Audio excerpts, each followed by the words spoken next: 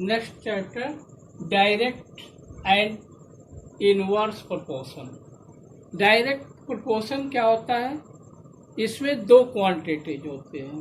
Suppose then एक quantity आपकी x है एंड अदर क्वांटिटी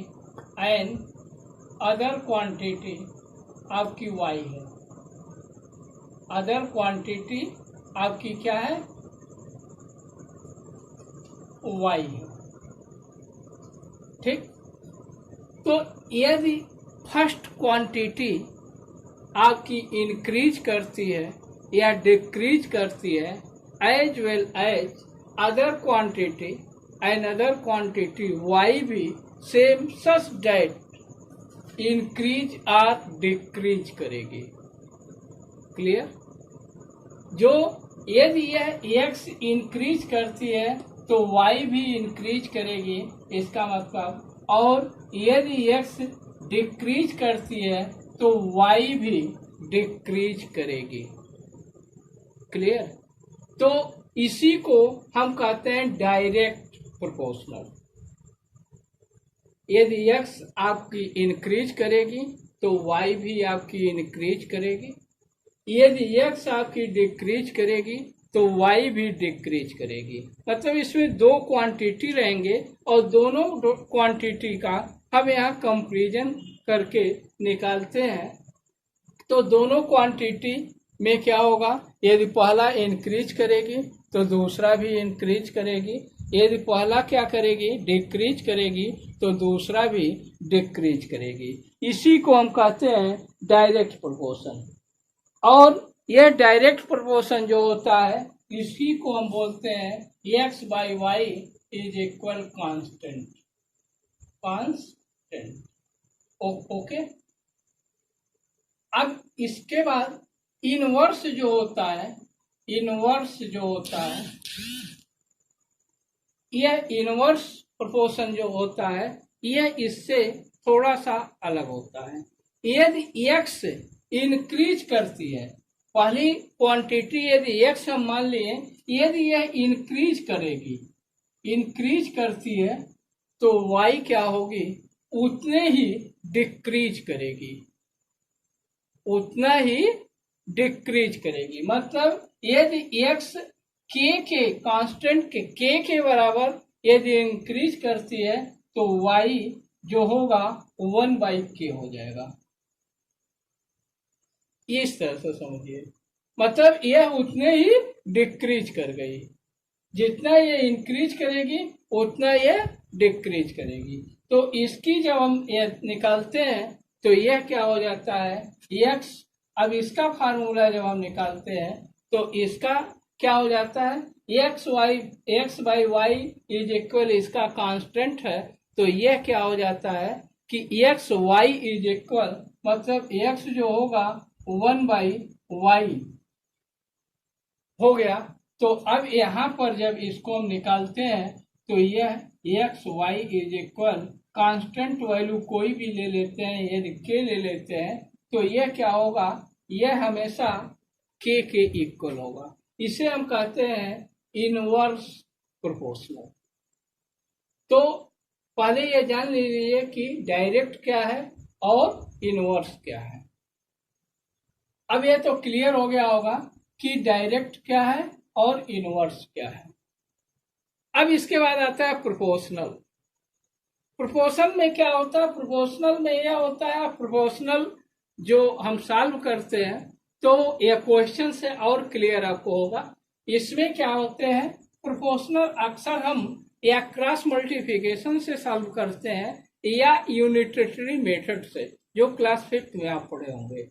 जैसे ये 30 पेन का मूल्य समथिंग है तो 15 मूल्य का क्या होगा पेन का? तो यूनिटरी मेथड से हम सॉल्व करते हैं, ठीक उसी तरह से हम प्रोपोर्शनल का भी सॉल्व करते हैं। जब इसको क्वेश्चन हम सॉल्व कराएंगे तो आपको और एक क्लियर होता जाएगा। ओके, अब चलिए हम क्वेश्चन सॉल्व कराते हैं।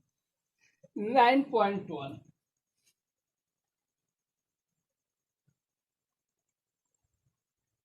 9.1 में आपका ये दिया गया है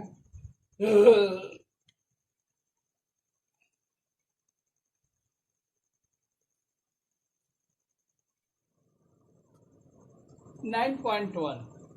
अब एक क्वेश्चन यहाँ से आपको क्लियर होगा कि डायरेक्ट क्या है और इनडायरेक्ट क्या है।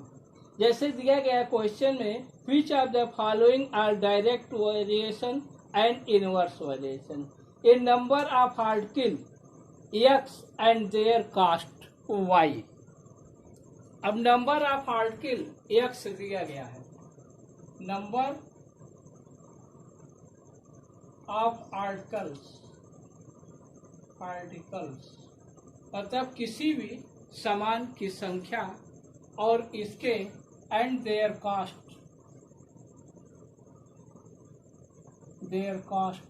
वाई। यदि एक्स, इसको हम मान लिए, यदि ये एक्स है और यदि यह कास्ट आपकी वाई है, यदि एक पेन के मूल्य का कास्ट जो है यदि RS 4 रुपीज है, तो हम 10 पेन का यदि निकालते हैं तो क्या होगा, RS 40 हो जाएगा। मतलब एक पेन था तो 4 रुपीज था, 10 पेन हो गया तो 40 हो गया। मतलब जैसे जैसे एक्स बढ़ा वैसे वैसे वाई बढ़ता गया। देखिए यहाँ 10 हुआ तो 40 हो गया। तो यह किस वेरिएशन में आया? इसे हम कहेंगे डायरेक्ट वेरिएशन।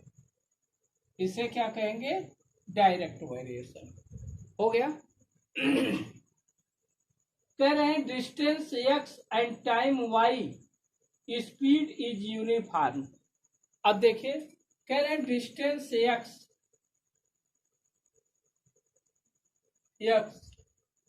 एंड टाइम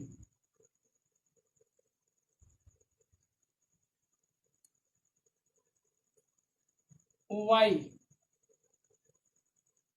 तो हम यह जानते हैं स्पीड बराबर क्या होता है, डिस्टेंस बाई टाइम। यदि डिस्टेंस आपका सपोज देने यह एक्स है, यदि यह वाई है, तो यह एक्स बाई वाई के रूप में हुआ, के हो गया, हो गया, हुआ कि नहीं? तो यह क्या हो जाएगा, यह भी डायरेक्ट प्रोपोर्शनल में हो गया। लेकिन यही क्वेश्चन यदि कह देता कि यदि स्पीड एक्स है, स्पीड यहाँ एक्स कर देता और आपका टाइम क्या कर देता, वाई कर देता, तो यहाँ पर क्या हो जाता, डिस्टेंस जो हो जाता, तो यह क्या हो जाता, एक्स इंटू वाई हो जाता, इज इक्वल कांस्टेंट। तो यह क्या हो गया, एक्स वाई इज इक्वल के, यह किस फॉर्म में हो गया, इनवर्स प्रोपोर्शनल हो गया, हो गया। इसे हम इनवर्स प्रोपोर्शनल कर देंगे। अब इसमें बहुत सारे आपके दिए गए हैं। देखिए थर्ड वही दे भी दिया। यदि फोर्थ में दिया गया if cost X pencil is 20, cost of 1 pencil is Y, तो वाई इज मल्टीपल्स ऑफ 25 पैसे। तो अब यहां क्या हो गया, एक्स आपका दिया गया 20। अब यहां पर इस चीज को देखेंगे, एक्स और वाई दोनों आपके क्या हो गए, इनवर्स में हो गए। तो अब यह क्या हो गया, X into Y is equal के फॉर्म में आ गए। तो यह क्या हो जाएगा, इनवर्स प्रोपोर्शनल हो जाएगा।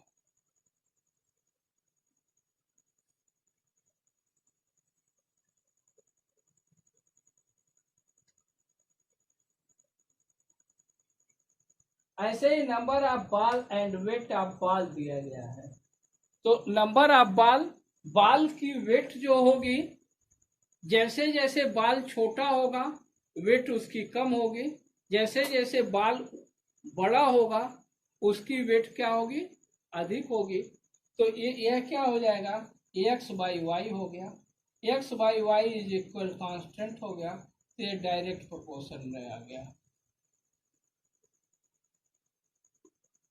समझे? तो इस चीज को पहले क्लियर कर लीजिए, क्लियर कीजिए कि डायरेक्ट और इनवर्स क्या हो।